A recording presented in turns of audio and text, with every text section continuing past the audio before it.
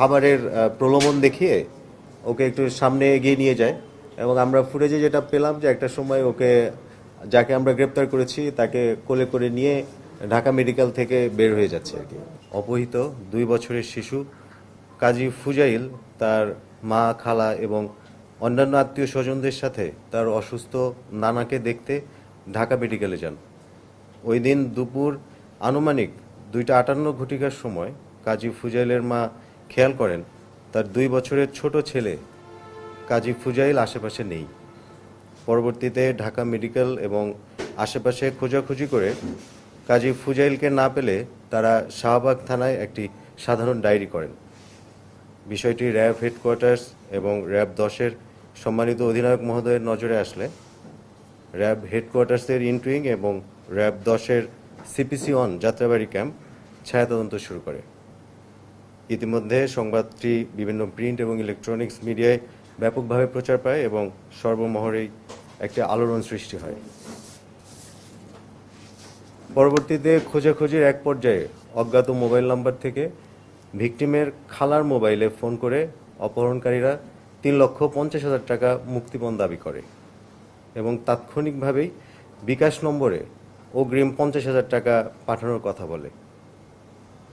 আমরা তথ্য প্রযুক্তির সহায়তায় অভিযান পরিচালনা করে 21শে মার্চ দিবাগত রাত 3:30 সময় ধলপুর কমিউনিটি সেন্টারের সামনে থেকে 2 বছরের শিশু ভিকটিম কাজী ফুজাইলকে সুস্থ এবং স্বাভাবিক অবস্থায় উদ্ধার করতে সক্ষম হই এবং একজন অপহরণকারী SM তানভীরকে গ্রেপ্তার করতে সক্ষম হই।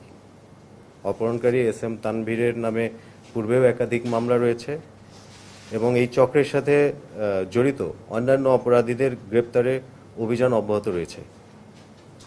অস্ত্র, মাদক, সন্ত্রাসী, ছিনতাইকারী এবং অপহরণকারী নির্মূলে র্যাব 10-এর এমন অভিযান চলমান থাকবে।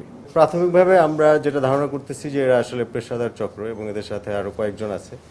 আমরা কয়েকজনকে গ্রেপ্তারের চেষ্টাও গতকালকেও আমরা করেছিলাম এবং এখনও অব্যাহত আছে আর কি। একটা গ্রুপ থাকতে পারে, আমরা ইনিশিয়ালি যেটা পেয়েছি আর কি, যে ওইখানে একটা গ্রুপ এই চক্রের সাথে জড়িত আছে, তারা হচ্ছে এই কাজটাই করে নিয়মিত আর কি। না, প্রাথমিকভাবে আমরা এটা পাইনি যে তাদের কোনো রাজনৈতিক ছত্রছায়া আছে কিনা। এরা মূলত টাকার জন্যই করে আর কি।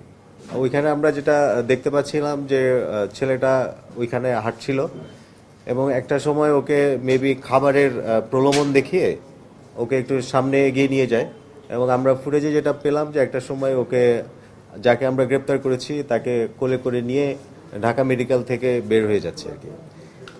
এরপর ওরা হচ্ছে বের হয়ে যাবার পর ওরা বিভিন্ন জায়গায় ওরা মুভ করে, আমরা যেটা পেয়েছি আর কি তথ্য প্রযুক্তির মাধ্যমে, এবং ভিকটিমের ফ্যামিলির কাছ থেকে বিভিন্ন অ্যামাউন্টের টাকা দাবি করে, 3.5 লক্ষ টাকা দাবি করে এবং ইনিশিয়ালি হচ্ছে 50,000 টাকা বিকাশের মাধ্যমে চায় আর কি।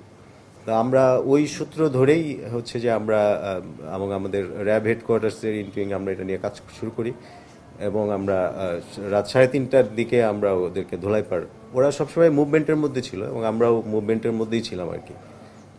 3:30 সময় ধোলাইপাড়ে আমরা ওই ভিকটিম, না এটা 50,000 টাকা দেওয়া হয় না, তাদেরকে প্রলোভন দেখানো হয়েছে যে দিব একটু কালক্ষেপণ করা হয়েছিল আর কি।